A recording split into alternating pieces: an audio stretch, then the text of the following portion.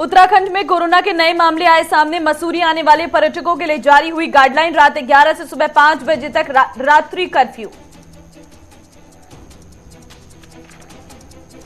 नए साल के जश्न पर ओमिक्रॉन का ग्रहण, रिजॉर्ट और होटलों की बुकिंग रद्द करा रहे सैलानी, पर्यटन स्थल को नुकसान होने की संभावना।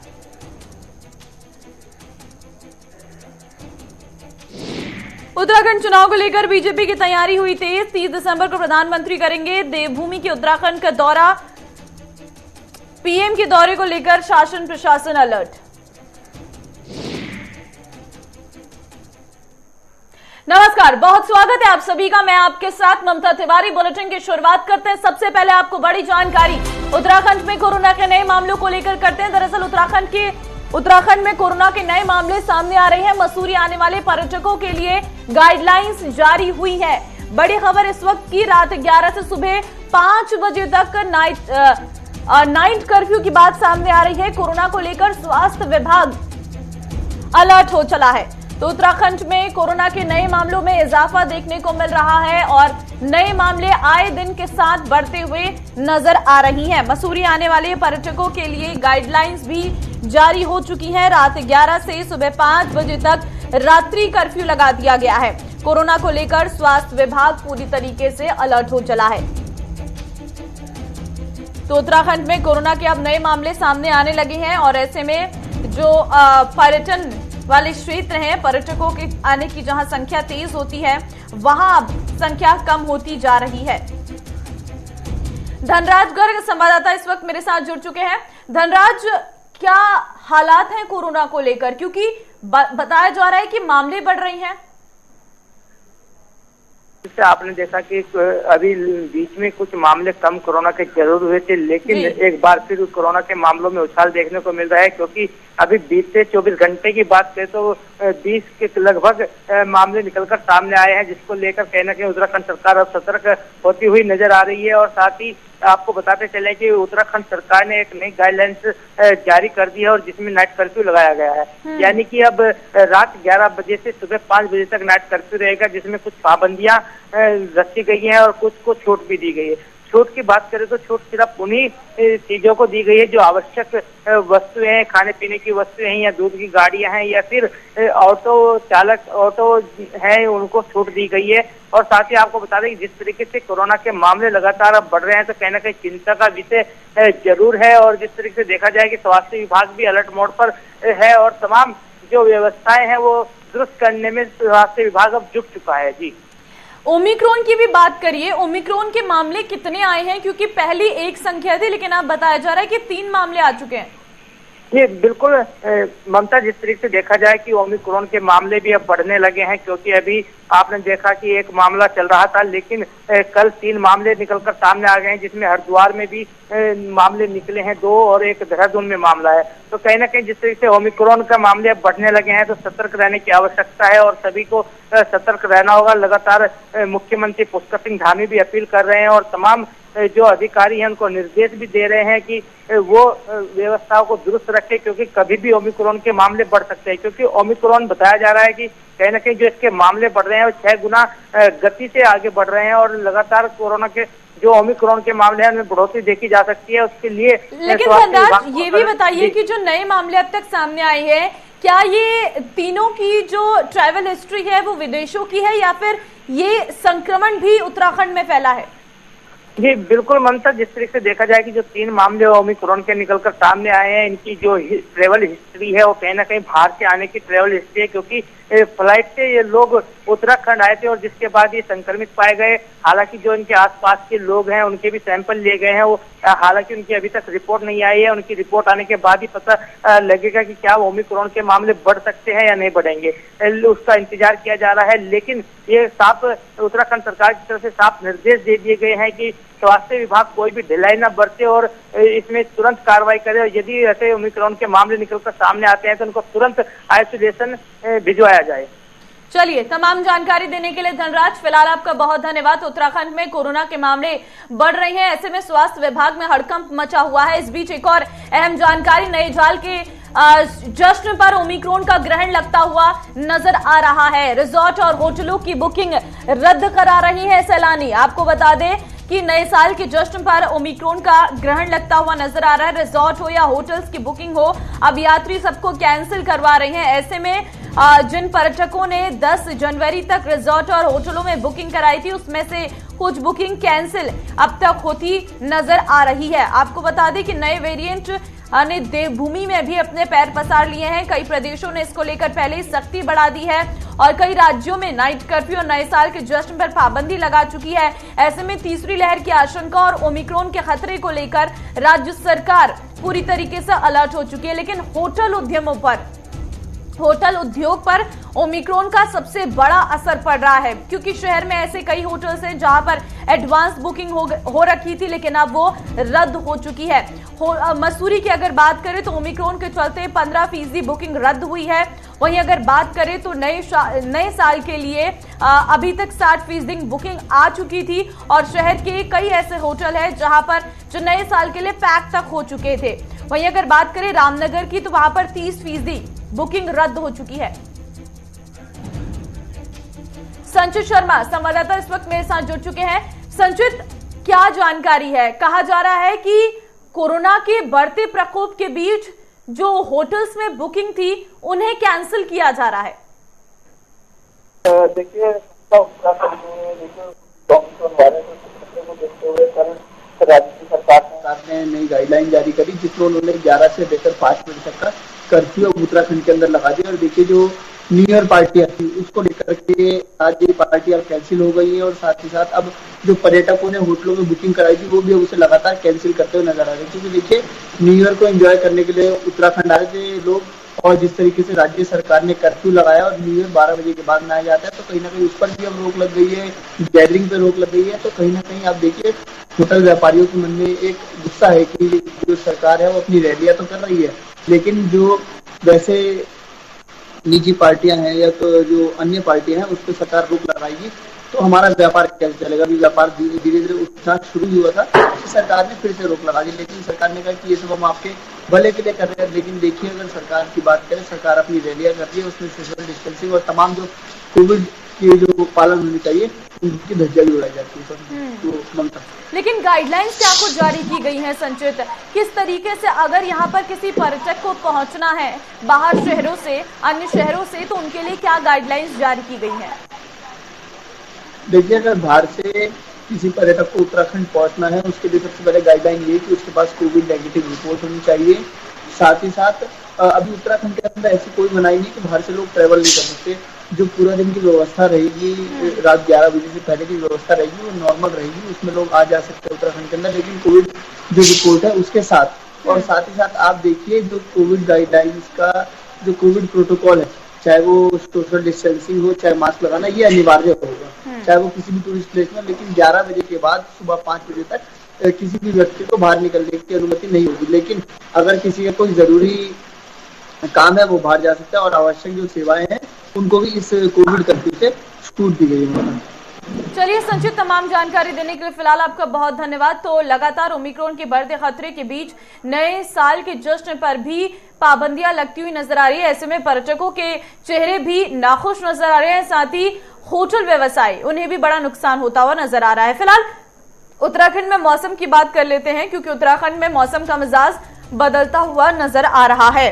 उत्तराखंड में मौसम का मिजाज बदला है। बर्फ की सफेद चादर से ढकी चार धाम की वादियां, मौसम विभाग ने सतर्क रहने के निर्देश दे दिए हैं। नए साल में भारी बर्फबारी होगी, इसकी भी जानकारी दी है। बात अगर चमोली की करें तो वहां पर पूरी तरीके से पाले से औली मार्ग बंद हो चुका है। पैदल चढ़ाई चढ़ रही हैं पर्यटक और सड़क खोलने के लिए पीडब्ल्यूडी ने काम भी शुरू कर दिया है। ऐसे में उत्तराखंड में अब जब बर्फबारी शुरू हो चुकी है तो इसका आनंद लेने के लिए दूर दूर से जो सैलानी होते हैं वो पहुंचते हैं, लेकिन इससे उन्हें दिक्कत ना हो इसके लिए कर भी तैयारियां होती हैं। लेकिन इस बार अगर बर्फबारी की बात करें तो अब पड़नी शुरू हो चुकी है और ये बर्फबारी की वजह से कई रास्ते हैं जो बंद होते हुए नजर आ रहे हैं। पारा गिरने से औली सड़क 3 किलोमीटर पहले ही बंद हो गई है, जिससे पर्यटकों के 3 किलोमीटर पैदल चढ़ाई चढ़कर औली पहुंचना पड़ रहा है। और आपको बता दें कि लगातार बर्फबारी जारी है और जो जगह जगह बंद होने से दिक्कतों का सामना पर्यटकों को करना पड़ रहा है और नए साल में भी भारी बर्फबारी की बात कही गई है। तो इस तरीके से जो मौसम है वो पूरी तरीके से बदल चुका है। उत्तराखंड में बर्फबारी हो रही है और बर्फबारी का आनंद उठाने के लिए दूर दराज से पर्यटक यहां पहुंच रहे हैं। पर्यटकों के पहुंचने से भारी संख्या में ट्रैफिक भी यहां पर देखने को मिल रहा है और सड़कें बंद हो जाने से जो पर्यटक है उन्हें भी साफ तौर पर दिक्कतों का सामना करना पड़ रहा है। बर्फबारी से मौसम हालांकि ठंडक पड़ चुकी है और पहाड़ी क्षेत्रों में पूरी तरीके से ये बर्फबारी का मजा लेते हुए पर्यटक भी नजर आ रहे हैं। धीरेन्द्र प्रताप सिंह, ब्यूरो चीफ, देहरादून से इस वक्त मेरे साथ जुड़ चुके हैं। धीरेन्द्र, फिलहाल मौसम कैसा है? क्योंकि बर्फबारी हो रही है और ऐसे में पर्यटक बहुत संख्या में पहुंच रहे हैं, लेकिन इस वक्त मौसम क्या नजर आ रहा है? बिल्कुल ममता, देखिए जो उच्च हिमालयी क्षेत्र है वहाँ पे अभी भी जो मौसम है वो काफी बर्फबारी वाला मौसम चल रहा है और वहाँ पे जो उच्च हिमालयी क्षेत्र है वहाँ पे बर्फबारी हो रही हो, चाहे बद्रीनाथ हो, केदारनाथ हो या तुंगनाथ की जो चोटियां हैं, चोपता की जो चोटियां हैं वो बर्फ से ढक गई है। इसके साथ ही जो निम्न हिमालयी क्षेत्र है या थोड़ा नीचे की बात करें, मसूरी, धनोल्टी और नैनीताल के कुछ हिस्सों में भी हल्की बर्फबारी की सूचनाएं लगातार आ रही हैं। और आज जो देहरादून के मौसम की बात करें तो यहाँ अभी भी बादल छाए हुए हैं और बारिश तो नहीं हो रही है, लेकिन बारिश होने की पूरी उम्मीद है और मौसम में काफी ठंड और गलन महसूस की जा रही है। लेकिन अगर बात करें तो कई रास्ते भी बंद है, ये जानकारी मिल रही है और पर्यटकों का कहना है हमें मुश्किलों का सामना करना पड़ रहा है। अगर इसकी जानकारी पर्यटकों को लेनी हो तो इसके लिए कोई ऐसा पोर्टल सरकार की तरफ से बनाया गया हो जिससे हम जानकारी ले सके कि कौन से रास्ते खुले हैं, कौन से बंद हैं? बिल्कुल ममता, देखिए जो कुछ हिमालयी क्षेत्र है जहाँ पे बर्फबारी हो रही है वो चाहे कुमाऊं का क्षेत्र हो या गढ़वाल का या फिर गौंसार बाबर क्षेत्र की चक्रवाता की चोटियां, वहाँ पे जो अधिक ऊंचाई वाले इलाके हैं वहाँ पे भारी बर्फबारी के चलते रास्तों के बंद होने की सूचनाएं लोगों तक पहुंची हैं। और पर्यटकों के लिए लगातार जो पर्यटन विभाग है उनकी अपनी वेबसाइट भी काम कर रही है और साथ साथ मौसम विभाग की वेबसाइट काम कर रही है और उत्तराखंड सरकार की सूचना एवं संपर्क विभाग की वेबसाइट पर भी इस बारे में जानकारी समय समय पर दी जाती है। और आजकल कोविड की एसओपी में लगातार बदलाव होते रहता है तो स्वास्थ्य विभाग की वेबसाइट पर भी इस तरह की जानकारी जो है दी जाती रहती है। लेकिन अगर बात करें तो आने वाले समय में कितना और पारा गिर सकता है, इसको लेकर क्या मौसम विभाग कह रहा है? धीरेन्द्र, ये ममता, अभी तक मौसम विभाग ने 31 दिसंबर तक कुछ हिमालयी क्षेत्रों में भारी से भारी बर्फबारी और जो मैदानी क्षेत्र है उनमें कोहरे और पाला पड़ने की संभावना जताई है। और जो ठंडक है वो अभी और बढ़ेगी और आपको बता दें कि 15 जनवरी तक यानी जो मकर संक्रांत होती है उसके आने तक उत्तराखंड का जो मौसम है वो काफी बर्फबारी से भरा होता है। ठंडक जो है बढ़ जाती है, तापमान काफी नीचे चला जाता है। तो इस लिहाज से मौसम विभाग समय समय पर सरकार को अपनी एडवाइजरी देता रहता है जिसे सरकार आम जनता के लिए भी जारी करती रहती है। और ये मौसम कोई नया मौसम नहीं है, इस मौसम में ऐसा होता रहता है और इसीलिए जो सरकारी मशीनरी है और जैसे बीआरओ हो गया या पीडब्ल्यूडी विभाग हो गया उन सबको अलर्ट मोड पे रखा जाता है कि जो हिमालयी क्षेत्र है जहाँ पे बर्फबारी की संभावना ज्यादा होती है वहाँ से रास्ते बंद हो या कभी कभी नल भी जम जाते हैं तो पेयजल की दिक्कत होती है। उन दिक्कतों को दूर करने के लिए वो लगातार निरंतर काम कर रही है। लेकिन अगर बात करें तो इस साल के मुकाबले, क्या इस साल के मुकाबले अन्य सालों का मौसम अलग रहता है इस महीने में? क्योंकि अगर बात करें तो कहीं बर्फबारी इतनी अधिक संख्या में नहीं हो रही है इस बार, ऐसी जानकारी सामने आ रही है। बिल्कुल ममता, अभी पिछले साल की तरह तो बर्फ और ठंड दोनों नहीं पड़ रही है, लेकिन पूरी उम्मीद है कि जैसे ही दिसंबर समाप्त होगा और जनवरी शुरू होगी तो इस बर्फबारी में तेजी आएगी। आपको बता दें कि 5 से 9 फरवरी के बीच 6 विंटर गेम्स का आयोजन होता है औली में और उस समय औली में नेचुरल बर्फ बहुत पड़ती है और उसी के चलते वहाँ पे 6 विंटर गेम्स का आयोजन भी होता है। तो इस तरह से देखें तो पूरा जनवरी और फरवरी का महीना इवन आधा मार्च तक यहाँ पे बर्फबारी होती रहती है और मौसम में ठंडक बनी रहती है। लेकिन अगर बर्फबारी वाले क्षेत्रों का जिक्र कर ले तो अभी तक कहां पर भारी संख्या में बर्फबारी हुई है? क्योंकि पर्यटकों को ये जानना बेहद जरूरी है, क्योंकि इस बार नैनीताल और मसूरी जो नीचे के क्षेत्र हैं यहाँ पर इतनी बर्फ नहीं देखने को मिल रही है। नहीं, ऐसा नहीं है ममता। अभी देखिए मसूरी और धनौल्टी में कल ही बर्फबारी हुई है। हालांकि उनकी जो मात्रा है वो कम रही है, लेकिन जिस तरह से हो रही है, अब यही सीजन होता है हिमपात का और बर्फबारी का, तो भी पूरी संभावना है कि पर्यटकों के लिहाज से उतनी बर्फ तो पड़ेगी ही जितने में वो आनंद उठा सकते हैं। और अभी भी देखें आप, औली हो या मसूरी, धनौल्टी, बहुत बड़ी संख्या में, नैनीताल, बहुत बड़ी संख्या में जो पर्यटक हैं वो आ रहे हैं।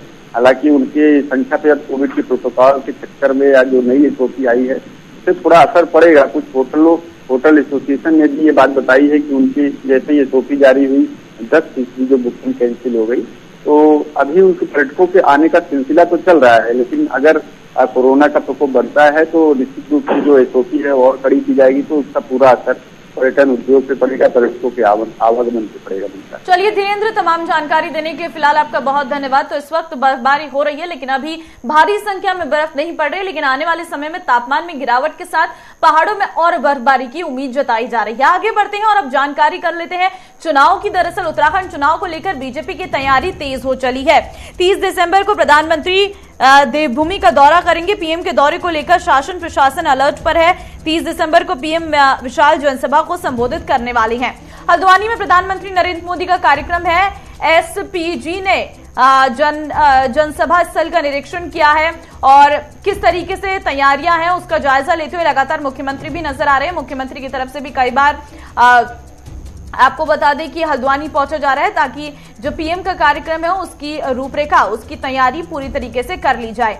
ये बड़ा कार्यक्रम हल्द्वानी में रहने वाला है। 30 दिसंबर को हल्द्वानी आगमन पर प्रधानमंत्री नरेंद्र मोदी कुमाऊं में एम्स का शिलान्यास करेंगे, ऐसा सीएम धामी की तरफ से कहा गया है, क्योंकि गढ़वाल में एम्स है और कुमाऊं में लगातार एम्स की मांग की जा रही थी। ऐसे में ये बताया जा रहा है कि शायद इस बार जब कुमाऊं पहुंचेंगे और इस बार मुख्यमंत्री भी जब कुमाऊं का दिया गया है तो कहीं ना कहीं कुमाऊं का विकास होगा। इससे पहले अगर हम देखें तो गढ़वाल के ही मुख्यमंत्री अधिकतर कुर्सी पर विराजमान रही हैं बीजेपी की सरकार में। ऐसे में इस बार जब एक गढ़वाली कुमाऊनी मुख्यमंत्री को कुर्सी दी गई है तो देखना ये होगा कि कुमाऊं को कितना डेवलप किया जाता है। धीरेन्द्र इस वक्त लगातार मेरे साथ बने हुए हैं। धीरेन्द्र, अगर बात हल्द्वानी की करें, 30 दिसंबर को पीएम पहुंच रहे हैं, कैसी तैयारियां हैं? बिल्कुल ममता, देखिए प्रधानमंत्री का कुमाऊं का पहला दौरा होगा और चुनाव के ठीक पहले, और इसलिए बहुत जोर शोर से वहां तैयारियां की जा रही है और देहरादून से भी अधिक भीड़ उस हल्द्वानी में जुटाने की पूरी कोशिश पार्टी, संगठन और सरकार की तरफ से की जा रही है। और इसको लेकर के सरकार भी कितनी सतर्क और संज्ञेय है, आप देख सकती हैं कि किस तरह से लगातार वहां मुख्यमंत्री भी दौरे पे दौरा कर रहे हैं। कई चक्र से तैयारियों की बैठकें कर चुके हैं वहां पे और लगातार वहां पे जा रहे हैं। राष्ट्रीय अध्यक्ष जेपी नड्डा भी आए थे, तो उन्होंने भी हल्द्वानी रैली की तैयारियों का जायजा देहरादून की बैठक में लिया। इस तरह से पूरी उम्मीद है कि जो कुमाऊं मंडल की ये रैली होगी प्रधानमंत्री नरेंद्र मोदी की, बेहद भव्य होगी और इसमें बहुत बड़ी संख्या में लोगों के भाग लेने की उम्मीद की जा रही है। और पूरी उम्मीद है कि जो प्रधानमंत्री इस रैली में हजारों करोड़ रुपए की सौगात कुमाऊं मंडल के जिलों को देंगे। और हालांकि कुमाऊं मंडल के लोगों को कहना है कि बीजेपी और प्रधानमंत्री ने उन्हें सबसे बड़ी सौगात मुख्यमंत्री पुष्कर सिंह धामी के तौर पे दे दी है। उसके बाद भी जो विकास कार्यों की एक श्रृंखला है वहाँ प्रधानमंत्री शुरू करेंगे, कुछ का लोकार्पण और कुछ का वहाँ पे शिलान्यास होने की उम्मीद है। इसमें सबसे जरूरी धीरेन्द्र अगर हम देखें तो कुमाऊं में एम्स की सौगात दे सकते हैं पीएम मोदी, क्योंकि गढ़वाल में एम्स है ऋषिकेश में, लेकिन कुमाऊं में लगातार एम्स की मांग की जा रही थी। तो क्या हम माने कि हल्द्वानी की जनसभा इसलिए भी बड़ी हो जाती है कि अगर यहाँ से पीएम मोदी एम्स की सौगात देंगे तो कुमाऊं वासियों पर एक अलग छाप छोड़ेगी? देखिए ऐसा है ममता, किसी भी बहुत छोटे राज्य में 2 एम्स के उदाहरण बहुत कम मिलेंगे और उत्तराखंड पर भी ये बात लागू होती है। लेकिन उत्तराखंड सरकार ने भारत सरकार से एम्स का सैटेलाइट सेंटर मांगा था, जिसको तत्कालीन सरकार ने स्वीकृत कर लिया था और उसका वहाँ पे शिलान्यास हो सकता है, उसके बनाने का शुभारंभ प्रधानमंत्री नरेंद्र मोदी के हाथों द्वारा हो सकता है। पूरी उम्मीद है, क्योंकि मुख्यमंत्री ये बात लगातार कह रहे हैं कि इतने छोटे राज्य में 2 एम्स होना ही बड़ी बात है। तो जो सैटेलाइट सेंटर होता है एम्स का, वो भी एक पूरे स्ट्रक्चर की तरह ही होता है, पूरे एम्स की तरह ही काम करता है। तो माना जा सकता है, कहा जा सकता है कि वहाँ पे एम्स के सैटेलाइट सेंटर की शुरुआत प्रधानमंत्री कर सकते हैं। लेकिन अगर बात हम हल्द्वानी की राजनीति की करें तो बीते 2 सालों से वहां पर कांग्रेस ने ही कब्जा किया है। इंदिरा हृदय के चले जाने के बाद इस बार ये सीट में कड़ा मुकाबला हम कह सकते हैं। बिल्कुल ममता, देखिए इंदिरा हृदय की ये सीट रही है, लेकिन आपको बता दें कि इसके पहले 2007 से 12 में इंदिरा हृदय नहीं जीत सकी थी और 12 से 17 में जो है इंदिरा हृदय जीती और फिर 17 से 22 में भी जीत करके वो आई। तो एक तरह से कह सकते हैं कि ये उनकी परंपरागत सीट थी और उनके जो बेटे हैं सुमित हृदय उस पर लगातार मेहनत कर रहे हैं। हालांकि वो मेयर का चुनाव लड़े थे और वो चुनाव हार गए थे, तब इंदिरा हृदय जीवित थी। लेकिन इस बार इंदिरा हृदय के न होने का जो एक कह सकते हैं कि जो संवेदना होती है लोगों की अपने नेता के प्रति, उसका जो है लाभ उनके पुत्र को मिल सकता है। तो सुमित हृदय पूरी मेहनत कर रहे हैं, कांग्रेस भी उन पर दाव लगाने के लिए पूरी तरह तैयार है। लेकिन बीजेपी की पूरी कोशिश होगी कि इस बार जो हल्द्वानी सीट है वह पार्टी के पाले में ला करके रख दी जाए। इसलिए बीजेपी भी वहाँ पे पूरी मेहनत कर रही है। हालांकि कैंडिडेट तय नहीं है, लेकिन ये माना जा रहा है कि जो बंशीधर भगत है उनको वहाँ पे लड़ाया जा सकता है, काला ढूंढी की बजाय उनको हल्द्वानी से लड़ाया जा सकता है। तो देखने वाली बात होगी कि आगे चलते यह सियासी वोट किस करवट बैठता है। लेकिन दोनों पार्टियों में ये रस्साकसी चल रही है कि हल्द्वानी की जो सीट है वो इस बार अपने पक्ष में किया जाए और शायद इसीलिए प्रधानमंत्री का दौरा भी वहाँ हो रहा है। और कुमाऊं मंडल की राजनीति का केंद्र है हल्द्वानी, जिस तरह से गढ़वाल का देहरादून है, ठीक उसी तरह से कुमाऊं के राजनीति का केंद्र, व्यवसाय का केंद्र, सामाजिक संस्कृतियों का केंद्र हल्द्वानी है। तो निश्चित रूप से वहाँ पे लड़ाई इतनी आसान नहीं है किसी भी राजनीतिक दल के लिए। वहाँ उनको बहुत मेहनत करनी पड़ेगी वह सीट को अपने पाले में लाने के लिए। चलिए धीरेन्द्र, तमाम जानकारी देने के लिए फिलहाल आपका बहुत धन्यवाद। तो इस बार 30 दिसंबर को जब प्रधानमंत्री नरेंद्र मोदी हल्द्वानी पहुंचेंगे तो अपनी जनसभा में अपनी सौगातों के पिटारे में इस बार पीएम क्या कुछ जनता के लिए लेके आते हैं वो देखना बेहद दिलचस्प होगा। फिलहाल एक और अहम जानकारी की ओर रुख करते हैं और आपको जानकारी दे देते हैं कि एक बार फिर उत्तराखंड का दौरा कर सकते हैं केजरीवाल। आम आदमी पार्टी के कार्यकर्ताओं ने मोर्चा संभाल लिया। नए साल में हो सकता है सीएम का दौरा। राजनेताओं का चुनावी मौसम में बार पलटवार जारी है। तो आम आदमी पार्टी अपने आप को मजबूत करने के लिए हर एक दांव पेच उत्तराखंड में लगाती हुई नजर आ रही है। एक बार फिर से उत्तराखंड के दौरे पर अरविंद केजरीवाल रह सकते हैं। अरविंद केजरीवाल लगातार पंजाब, गोवा और उत्तराखंड का दौरा कर रही छोटी विधानसभाओं में लगातार अपनी सक्रियता आम आदमी पार्टी बढ़ाती हुई नजर आ रही है। अरविंद केजरीवाल एक बार फिर से उत्तराखंड का दौरा कर सकते हैं। माना जा रहा है कि नए साल में ये दौरा हो सकता है। धनराज संवाददाता इस वक्त मेरे साथ जुड़ चुके हैं। धनराज, आम आदमी पार्टी के संयोजक अरविंद केजरीवाल एक बार फिर से उत्तराखंड आ सकते हैं, क्या जानकारी? जी ममता, बिल्कुल जिस तरीके से देखा जाए कि उत्तराखंड में 2022 का चुनाव नजदीक है तो उसको देखते हुए कहीं ना कहीं सभी पार्टियां अपनी तैयारियों में जुट चुकी है। बीजेपी की आप देख रहे होंगे कि लगातार राष्ट्रीय नेता उत्तराखंड का दौरा कर रहे हैं। हाल ही में प्रधानमंत्री नरेंद्र मोदी का दौरा होना है और उसके बाद कहीं ना कहीं आम आदमी पार्टी भी अब अपने आप को स्टेबल करती हुई उत्तराखंड में नजर आ रही है, क्योंकि अब अरविंद केजरीवाल एक बार फिर उत्तराखंड का दौरा कर सकते हैं और माना जा रहा है कि ये दौरा नए साल पर होगा। और कहीं ना कहीं नए साल में जिस तरीके से आपने देखा होगा ममता की जब भी अरविंद केजरीवाल उत्तराखंड आए हैं तो कोई ना कोई घोषणा करके जरूर गए हैं, चाहे वो बिजली फ्री की घोषणा हो या रोजगार देने की घोषणा हो या फिर अन्य घोषणा हो। कहीं घोषणा अरविंद केजरीवाल कर चुके हैं और इस बार भी कहीं ना कहीं लगता है कि जब अरविंद केजरीवाल उत्तराखंड के दौरे पर होंगे तो कोई बड़ी घोषणा उत्तराखंड में कर सकते हैं। लेकिन ममता, जिस तरीके से देखा जाए कि अभी तक आम आदमी पार्टी का कोई भी वजूद उत्तराखंड में नहीं है, लेकिन 2022 के चुनाव में आम आदमी बुलाने के लिए पूरी कोशिश कर रही है और पूरा प्रयास कर रही है कि अपनी जमीन वो तलाश सके और उत्तराखंड में अपनी सरकार बना सके। लेकिन धनराज, एक और चुनौती है। 70 विधानसभा सीट पर इस बार दांव लगाया है आम आदमी पार्टी ने। क्या इतने कैंडिडेट हैं?